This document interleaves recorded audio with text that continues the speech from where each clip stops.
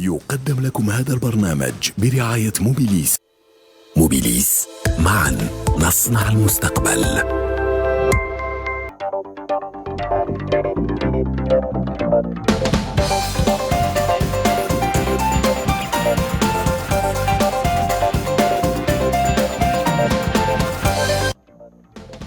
Mesdames, Messieurs, bonsoir et bienvenue sur Al24 News. Quel plaisir de vous retrouver pour un nouveau rendez-vous des pros de l'écho. Vous le savez désormais, votre émission de débat 100% économique et le débat du soir ne peut que s'articuler autour d'un thème qui a pris à bras le corps par les macroéconomistes du monde entier, car il s'agit d'un phénomène auquel l'on s'attendait peu. Je veux en l'occurrence parler de la fragmentation et la démondialisation économique à laquelle vient s'ajouter le spectre d'une nouvelle crise financière dont le spectre plane actuellement sur la planète finance après la faillite de la Silicon Valley Bank, une banque spécialisée dans le secteur technologique, et les startups suivies de la déroute malheureusement également du Crédit Suisse qui fait frémir toute la sphère financière et bancaire en Europe. Bref, vous l'aurez compris, le monde économique qui était plutôt optimiste en ce début d'année 2023 se prend une claque et comme chaque semaine, les pros de l'écho s'emparent du dossier.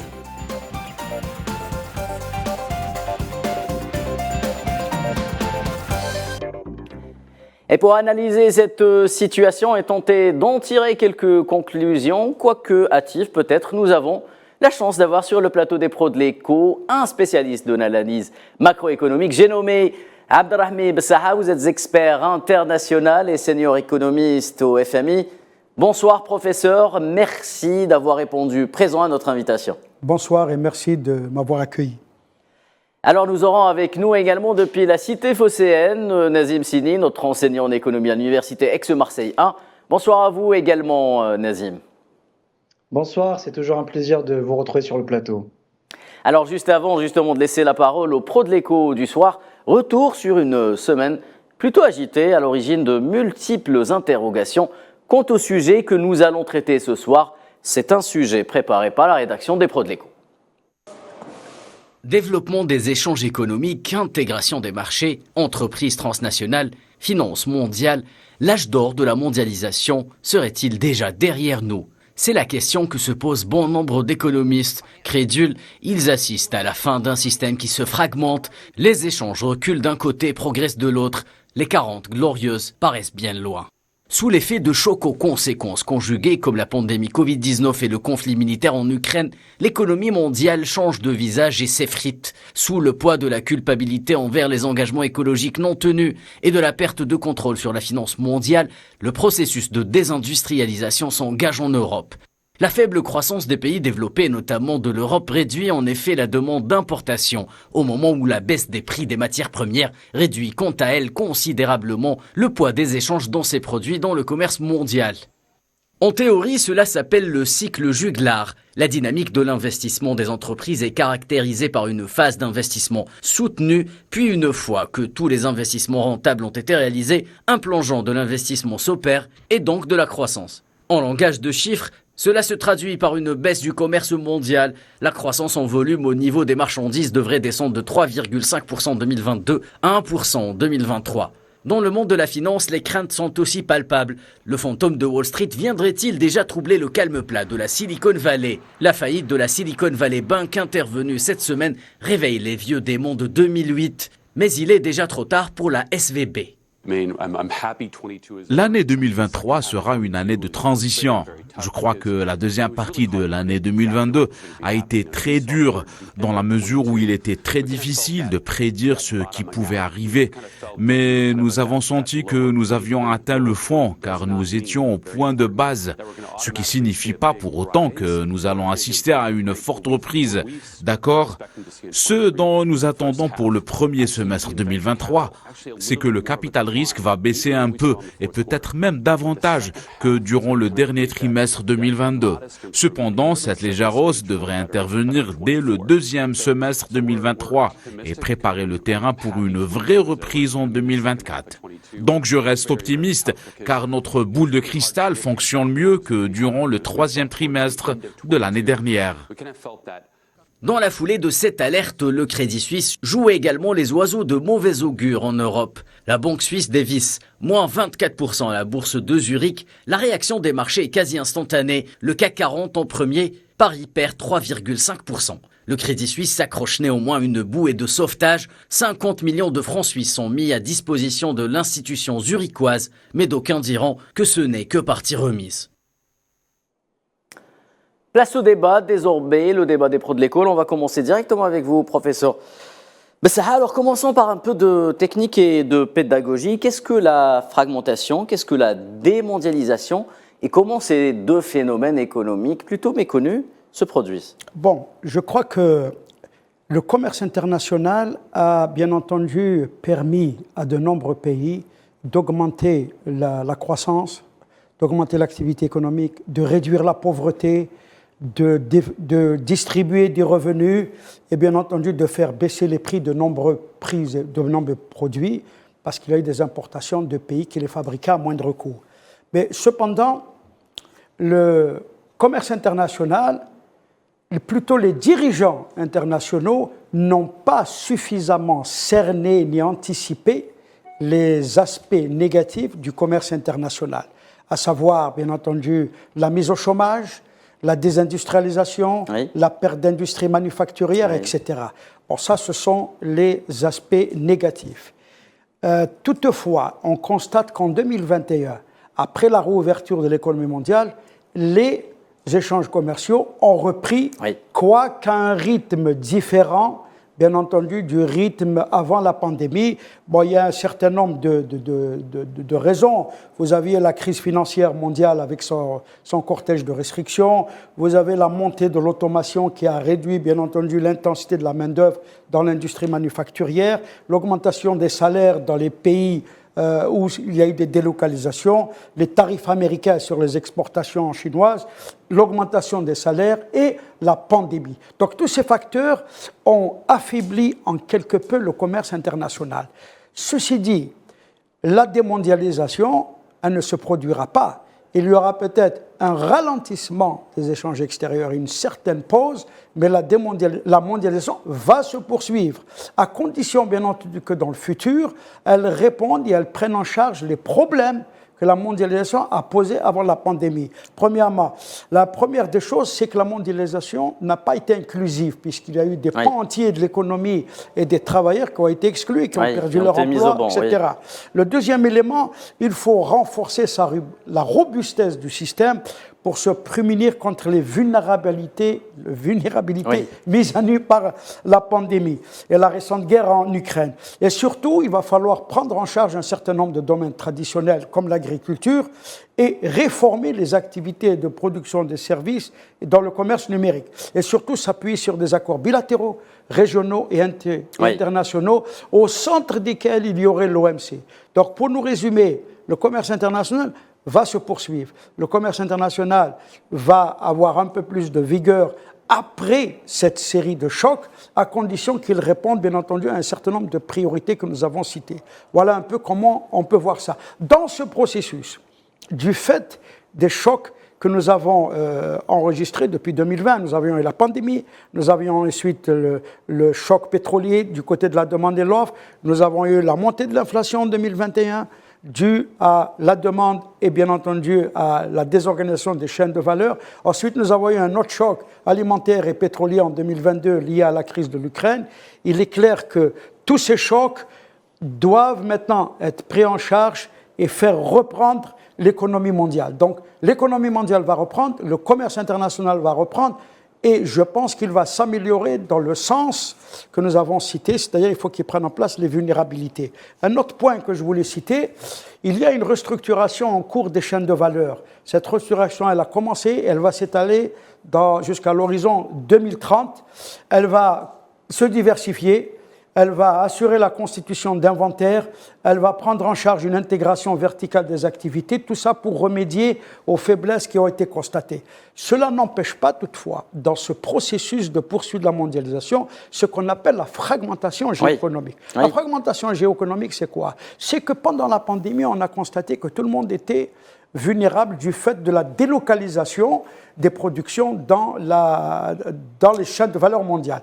Alors, il y a une prise de conscience, il y a un certain nombre de prises en charge de politiques industrielles dans 99 pays dans le monde.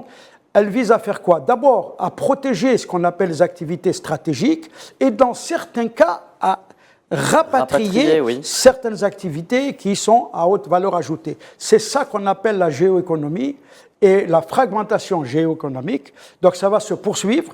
La plus importante, c'est l'Inflation Reduction Act oui, qui a été pris par l'administration Biden, qui oui. donne des subventions aux industries vertes et qui a entraîné une drainée, je dirais un drain, des entreprises françaises. C'est du America First façon Biden, si je puis dire. C'est America First, quel que soit le président. Très bien, professeur Bessaha. Donc Merci. On l'a bien compris, il y aura désormais en économie un avant et un après Covid-19. Nazim Sini, quel est votre point de vue justement d'économiste sur ces deux phénomènes que sont la fragmentation d'une part et la démondialisation d'autre part? Écoutez, je vous rejoins parfaitement. Nous sommes en train de rentrer dans une nouvelle ère, dans une nouvelle époque où on assiste à la constitution de blocs régionaux. Juste pour vous donner un chiffre, la plupart des experts estiment que la constitution de blocs régionaux au niveau du commerce mondial va coûter 7% de PIB au niveau international. Donc vous imaginez, c'est énorme comme chiffre. Et en fait, on assiste tout simplement à un essoufflement de l'intégration économique internationale. Tout ça pour des raisons d'abord conjoncturelles, puisqu'on a eu une succession de crises, des crises économiques, des crises politiques, des crises même sécuritaires, et aussi pour des facteurs un peu plus structurels, puisqu'on assiste également à un rattrapage accéléré de la Chine qui a de moins en moins besoin de l'étranger pour fabriquer ou consommer ses propres produits. Donc ça, c'est les deux éléments qu'il faut retenir. La démondialisation, vous savez, c'est un phénomène qui effectivement s'est exaspéré et s'est accéléré depuis la pandémie. En fait, tous les pays se sont aperçus de leur interdépendance les uns aux autres et comme l'a dit le professeur Bessaha, c'est qu'aujourd'hui, chaque pays tente de retrouver sa souveraineté, d'abord une souveraineté technologique pour ne plus dépendre des autres pays, sa souveraineté alimentaire également pour pouvoir maîtriser l'inflation et nourrir sa population et aussi l'une des plus importantes qui est née avec la crise ukrainienne qui est la souveraineté énergétique. Ouais. Et ça, c'est un véritable sujet en Europe. C'est pour ça que ce sont des phénomènes qui peuvent paraître, j'allais vous dire, intéressants pour les pays qui pratiquent le protectionnisme ou qui décident d'abandonner le multilatéralisme pour des relations bilatérales, mais en soi, c'est un phénomène qu'il faut décrier et qu'il faut combattre, puisque en fait, la mondialisation a permis un phénomène de rattrapage pour des tas de pays qui sont sortis de l'extrême pauvreté. Mais effectivement, ce qu'il faut... Il y a toujours un revers de la médaille, pardon, si je puis dire. Exactement. Ouais. En fait, le problème de la mondialisation, c'est qu'elle n'a pas été inclusive. Elle a exacerbé les tensions diplomatiques. D'ailleurs, on assiste aujourd'hui, vous le voyez bien, à une guerre froide économique entre deux puissances que sont la Chine et les États-Unis, au détriment des autres blocs que sont l'Europe ou par exemple l'Afrique, qui est devenu l'Eurasie, oui. Pardon ? J'ai dit ou même l'Eurasie, le bloc Eurasie oui, qui était en passe de se constituer, oui. Vous avez parfaitement raison. Donc c'est pour ça qu'il est important aujourd'hui de retrouver une forme d'apaisement ou de redessiner les contours d'une mondialisation plus sociale, qui prenne en compte aussi les enjeux climatiques, environnementaux, mais aussi sociaux, en incluant également la jeunesse, parce que vous savez, cette démondialisation est aussi alimentée par une forme de populisme de certains gouvernements qui vont vendre à leur population une nouvelle forme de commerce international qui ne tient pas ses promesses. Donc, de là à abandonner la mondialisation, non. Le libre-échange doit être la doctrine, mais un libre-échange qui soit un peu plus inclusif et social. Très bien, deux avis résolument libéraux, entre guillemets, on peut le dire, professeur Bessaha. Revenons, si vous le voulez bien, par contre, à ce fameux cycle juglar qu'on vient de voir dans ce sujet préparé par la rédaction des Pros de l'Écho. Et ces cycles de crise qui se répètent. Alors, trois phases se dégagent donc. Nous avons d'abord une expansion, une crise, après une dépression. Pouvez-vous nous expliquer ces phénomènes avec quelques exemples concrets, si possible ? En fait, la période qui a suivi la pandémie est une période extrêmement particulière. Nous n'avons jamais assisté dans le passé à la fermeture de l'économie mondiale. Oui.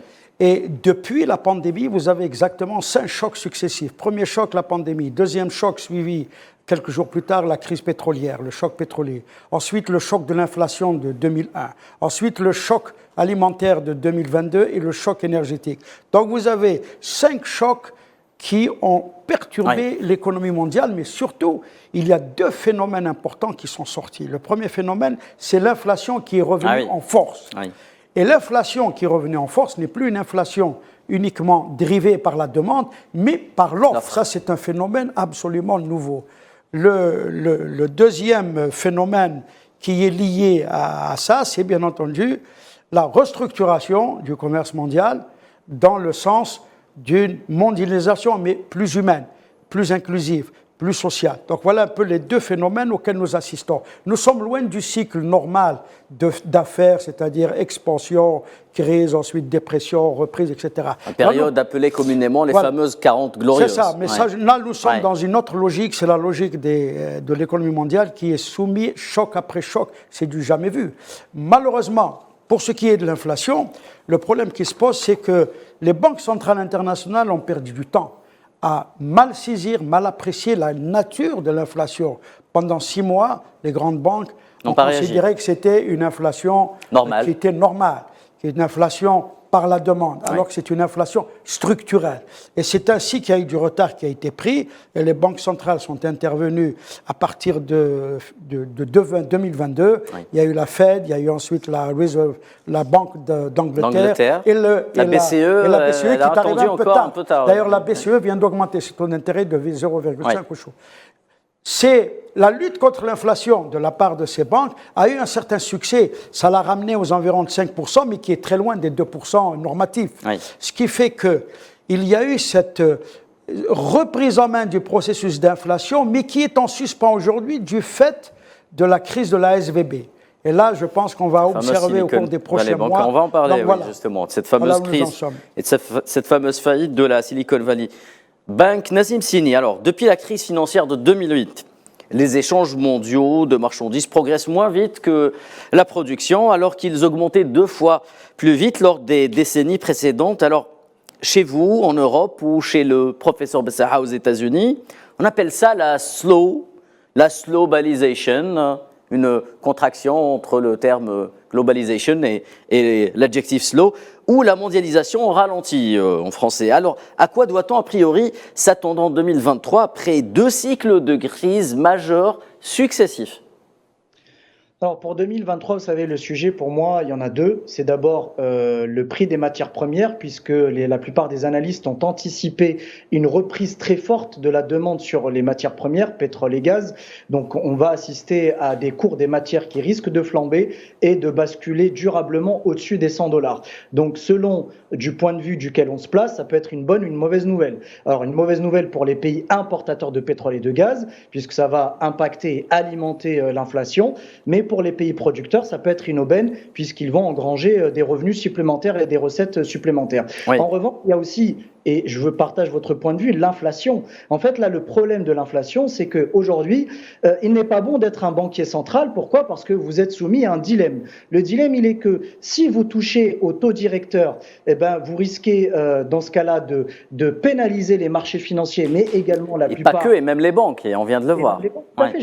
J'allais y venir, justement, les banques de retail, les banques d'investissement, qui, eux, se refinancent sur les marchés. Donc, elles, vous risquez d'avoir d'autres cadavres, comme c'est le cas de la SVB, ou si vous ne touchez pas à l'inflation pour préserver justement une forme d'accalmie, ben vous allez laisser filer l'inflation qui, elle, va impacter la consommation et donc les ménages les plus fragiles. Alors c'est pour ça que vraiment le véritable sujet, le véritable challenge, c'est cette maîtrise de l'inflation, mais tout en touchant relativement peu les points de base des taux directeurs. D'ailleurs, aujourd'hui, la BCE a augmenté de 50 points de base. Oui, 0,50%, oui. Tout à fait. Et il y a même des voix qui s'élèvent de plus en plus, que ce soit en Europe ou aux États-Unis, pour demander aux différentes banques centrales et à la Réserve fédérale de stopper cette hausse qui est successive et surtout ininterrompue depuis plusieurs semaines, voire plusieurs mois. Donc pour moi, ce sont les 2 véritables sujets. Et je vais vous dire clairement, nous sommes sur un véritable chemin de crête pour cette année 2023. Elle peut être très positive et permettre de retrouver de la croissance et, on va dire, un essor de certaines économies, comme elle peut nous faire basculer dans une énième crise et qui va être destructrice en matière d'emploi, en matière d'industrie, et qui peut déboucher potentiellement sur une crise sociale profonde. Ouais. Comme on le voit dans de nombreux pays déjà malheureusement, il reste 9 mois pour vérifier vos prédictions, Nazim Sini, quant à l'essor de cette année 2023. Professeur Bessaha, il est impossible de ne pas évoquer tout simplement la faillite de la banque SVB. Vous venez d'en parler aux États-Unis. Donc un vent de panique s'est emparé malheureusement des marchés. Cette fois-ci, c'est le secteur technologique qui est frappé par une bulle qui explose encore une fois. Donc toute proportion gardée. Je le rappelle et j'insiste. Toute proportion gardée, sommes-nous à l'orée d'une nouvelle crise financière dans le monde? Non, absolument pas. D'ailleurs, je vais être un peu plus proactif que mon ami Sini. Pourquoi?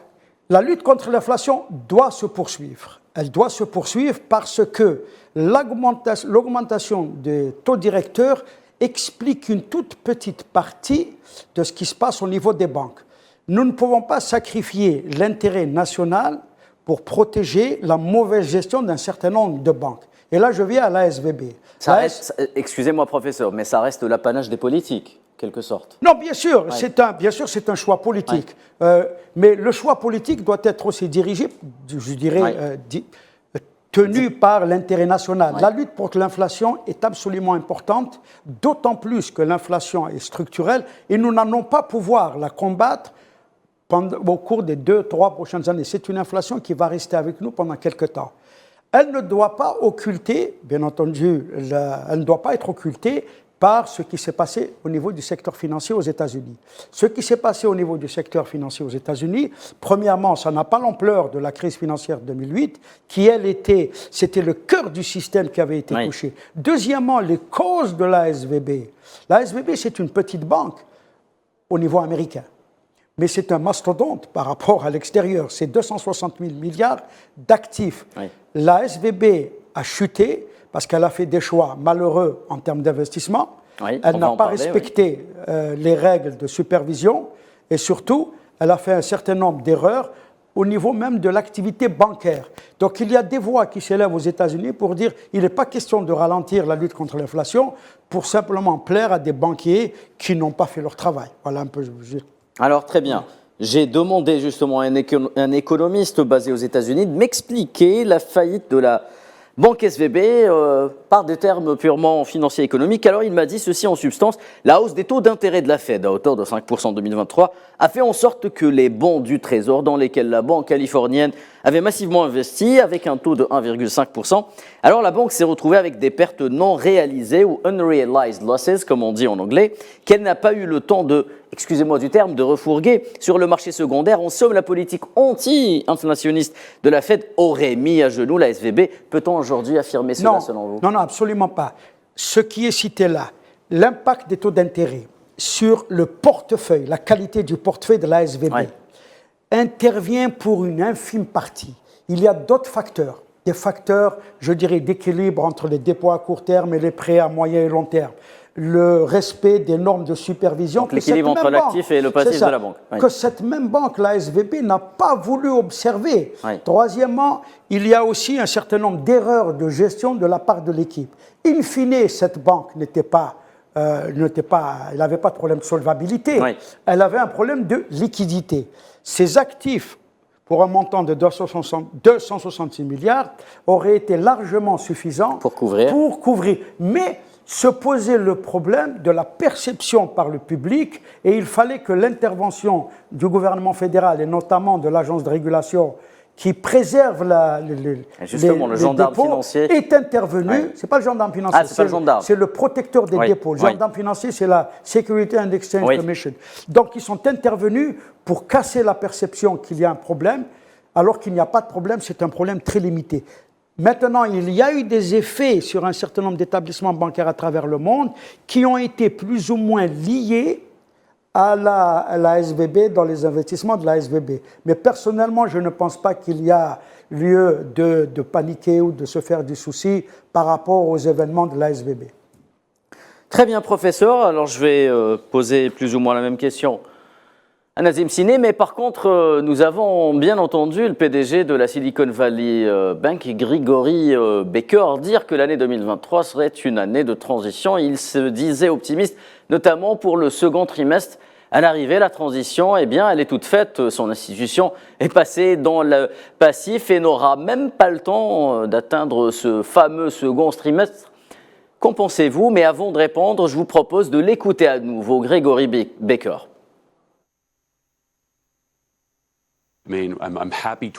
L'année 2023 sera une année de transition.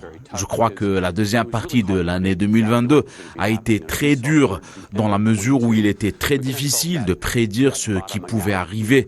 Mais nous avons senti que nous avions atteint le fond car nous étions au point de base, ce qui signifie pas pour autant que nous allons assister à une forte reprise. D'accord? Ce dont nous attendons pour le premier semestre 2023, c'est que le capital risque va baisser un peu et peut-être même davantage que durant le dernier trimestre 2022. Cependant, cette légère hausse devrait intervenir dès le deuxième semestre 2023 et préparer le terrain pour une vraie reprise en 2024. Donc je reste optimiste car notre boule de cristal fonctionne mieux que durant le troisième trimestre de l'année dernière. Nazim Sini, est-ce que réellement la boule de cristal de Grigory Becker fonctionnait bien? Elle ne fonctionne pas du tout, j'allais vous dire. Et puis, il est de très mauvaise foi parce que, vous savez, à leur niveau, à leur échelle, ils arrivent à percevoir certains éléments. Donc, ils savaient pertinemment que la SVB, de par sa surexposition aux valeurs de la tech, qui ont amorcé une sorte d'atterrissage durant l'année 2022, ils savaient pertinemment que 2023 allait être une année très difficile pour la banque. Donc, vous savez, il y a plusieurs éléments aussi qui expliquent cette faillite de cet établissement qui reste quand même, et là je vous rejoins, qui reste quand même assez circonscrite parce que ça reste pour l'instant, bancaire régional. Vous voyez, la SVB n'a pas une vocation systémique. C'est-à-dire que sa faillite ne va pas C'est pas Lehman Brothers. Voilà, exactement. On est vraiment sur des cas, des scénarios diamétralement opposés. En revanche, ce qu'il faut noter, et moi c'est ça que je retiendrai, c'est que le message qu'il faut retenir de tout ce que nous vivons actuellement sur la sphère et la place financière, c'est que la Fed et la plupart des banquiers centraux à travers le monde sont en train de sonner la fin de la récréation et de l'argent gratuit. Parce qu'à un moment donné, il est arrivé en 2020-2021 où l'argent coulait à flot, où l'on pouvait emprunter, se refinancer, parfois même à des taux négatifs. Ce qui est totalement une hérésie d'un point de vue économique quand on a étudié les théories financières. Et là, en fait, on assiste tout simplement à un phénomène de rattrapage auquel n'avait pas vu venir la SVB, et surtout, elle aurait dû très tôt se retirer de certaines positions, notamment puisqu'elle a vu qu'il y avait une chute de certaines valeurs, notamment dans le S&P 500, notamment au Nasdaq. La fameuse bourse des entreprises technologiques. Exactement, sur certaines places financières américaines où vous voyez, on assistait déjà à des profit warnings des plus grands, des géants de la tech qui ont commencé à entamer des licenciements, etc. Et puis aussi ralentir le capital risque auquel s'était adonné la SVB. Donc pour moi, si vous voulez, c'est juste une leçon qui est donnée à ces établissements qui étaient, motivés par l'appât du gain tout simplement. Très bien, Nazim Sini. Allez-y, professeur. Allez-y. En fait, vous avez une génération d'investisseurs qui n'ont jamais connu des taux d'intérêt élevés. Ils avaient l'habitude d'avoir accès à de l'argent extrêmement facile et le réajustement est extrêmement difficile. Et il se trouve aussi que la banque SVB, pourquoi on en parle? Tout simplement parce qu'elle est liée à la Silicon Valley, sinon personne n'en parlerait. Mais surtout, elle a aussi enregistré une perte des dépôts. Donc vous avez toute une somme de facteurs liés à la gestion interne, liés à la supervision et accessoirement, bien entendu, à l'impact de la hausse des taux d'intérêt sur la qualité du portefeuille. Ça s'arrête là, voilà. Très bien, professeur. Alors justement, quelqu'un qui connaît très bien le marché financier a pris la parole dans une tribune justement qui vient de publier récemment.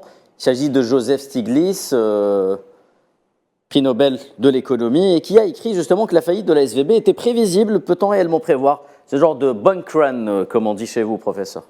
Non, il est très difficile de prévoir, bien entendu, une ruée vers les banques, c'est clair, sauf si on dispose d'un certain nombre d'indicateurs que nous avons, que le Fonds monétaire international a mis en place, que la Banque mondiale a mis en place, et les banques elles-mêmes disposent de ce package de clignotants qui permettent de suivre, d'autant plus que les banques américaines sont soumises à une régulation extrêmement forte, notamment depuis la loi de 2008, Franklin Dodd, qui a été mise en œuvre en 2015. Mais vous savez, après la crise, une fois que tout est revenu à la normale, on a essayé, je dirais, de réduire la portée de cette loi, et c'est le cas de la SVB, dont l'un des directeurs était le représentant à la Chambre des députés qui avait initié cette fameuse loi.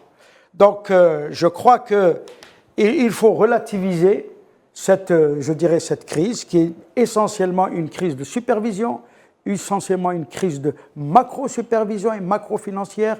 Et je crois que les autorités américaines ont mis en place un cordon sanitaire qui permettra d'isoler ce phénomène et d'éviter qu'il ait des répercussions sur d'autres. Donc nous sommes très, très, très loin de 2008. Très bien.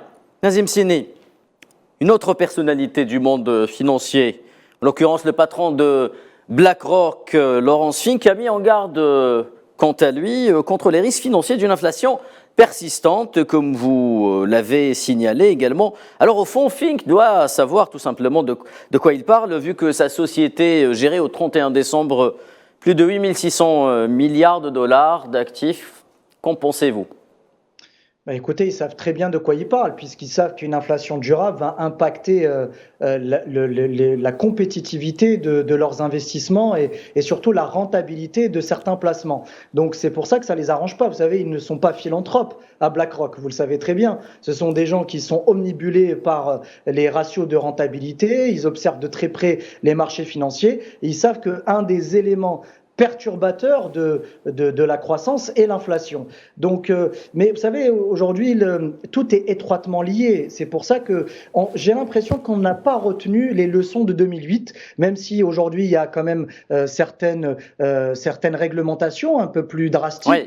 Je pense notamment à Bâle III, qui renforce un peu plus les capitaux propres des banques. Et d'ailleurs, vous savez, l'administration Trump a détricoté les précédentes réglementations qui étaient en vigueur aux États-Unis. Et c'est l'une des explications, du moins, qui est donnée dans la faillite de la SVB en disant qu'elle est passée entre les mailles du filet. Oui. Mais potentiellement, aujourd'hui, on est face à un véritable dilemme, c'est-à-dire est-ce qu'on renforce les règles de conformité, les règles de supervision au point d'étrangler et d'étouffer un peu plus le secteur financier, ou est-ce qu'au contraire, on lâche un peu du lest avec les conséquences que nous avons connues ces jours-ci. Donc, il y a, j'allais vous dire, quelque part presque une question philosophique, de doctrine, d'idéologie, et on n'est pas à l'abri de nouvelles politiques un peu plus sévères et drastiques pour les prochains mois.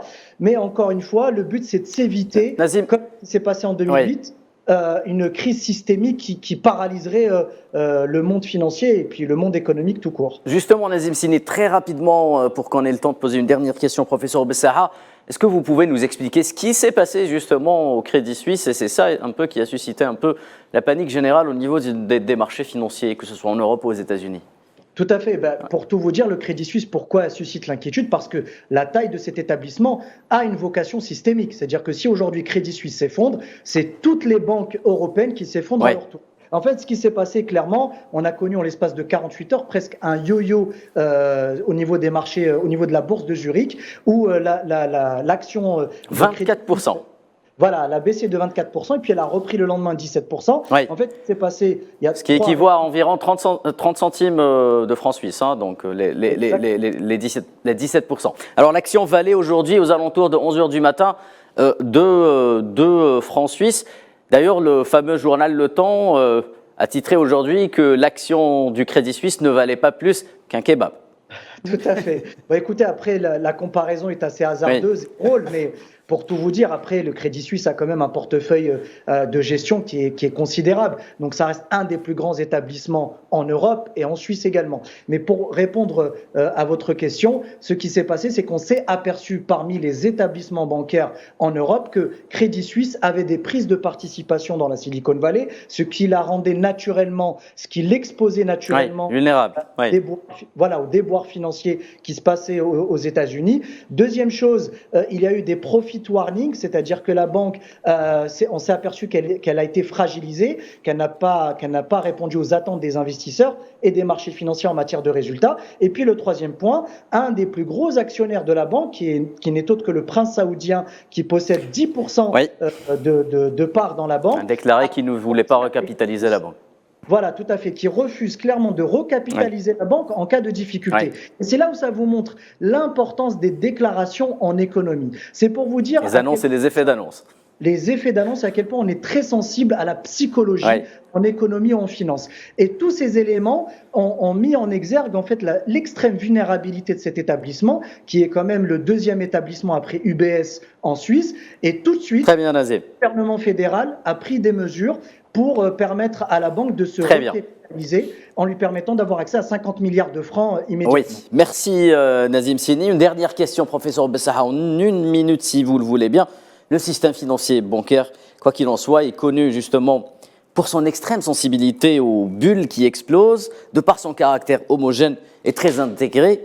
Alors dans le cas, j'extrapole dans la fiction financière, dans le cas où 2008 venait à se reproduire, qui en sera le bouc émissaire cette fois-ci, tout simplement? D'abord, 2008 ne va pas se reproduire. Très bien, c'est clair. Là, ce n'est pas moi qui le dis, ce sont aussi les autorités américaines, dans la mesure où, encore une fois, ce n'est pas le cœur du système bancaire international qui a été touché. Ça peut se produire ailleurs. C'est tout simplement un petit problème de supervision qui est dû à des fautes de gestion, qui est dû à des problèmes, bien entendu, de mismatch entre les crédits et les transports. Deuxièmement, la seule grande, par exemple, au niveau de l'économie américaine, la grande bulle qui s'était créée, il y avait deux bulles. Il y avait d'abord la bulle technologique qui a profité de la pandémie pour s'épanouir, augmenter surtout. Et d'ailleurs, elle a commencé à être dégonflée par les grandes entreprises elles-mêmes qui ont commencé à élaguer du personnel, prendre des mesures pour réduire les coûts. La deuxième grande bulle qui aurait pu créer des problèmes, c'est la bulle immobilière aux États-Unis. Or, l'augmentation des taux d'intérêt de 0,5 à 4,75 en 2022 et 2023 a complètement dégonflé la bulle immobilière. La seule bulle, si on peut parler de bulle, c'est plutôt la pression du marché du travail aux États-Unis qui commence d'ores et déjà à perdre un peu de son expansion. Et en fait, c'est l'un des objectifs de la politique monétaire. Mais la lutte contre l'inflation fait toujours des victimes, c'est clair. L'inflation fait des victimes, mais la lutte contre l'inflation fait des victimes surtout quand une grande partie des investisseurs et des hommes d'affaires n'ont pas été habitués à des taux d'intérêt qui étaient réalistes. Très bien, professeur, et c'est une excellente conclusion. Merci à vous, professeur Bessaha. Je rappelle que vous êtes expert en macroéconomie, senior économiste au FMI. Merci à vous également, Nazim Sini. Je rappelle que vous êtes enseignant agrégé d'économie à l'Université Aix-Marseille 1. Merci à l'équipe technique qui nous a accompagnés. Et merci à vous, chers téléspectateurs, d'avoir été fidèles aux pros de l'écho. Rendez-vous la semaine prochaine. Excellente soirée sur Al24 News.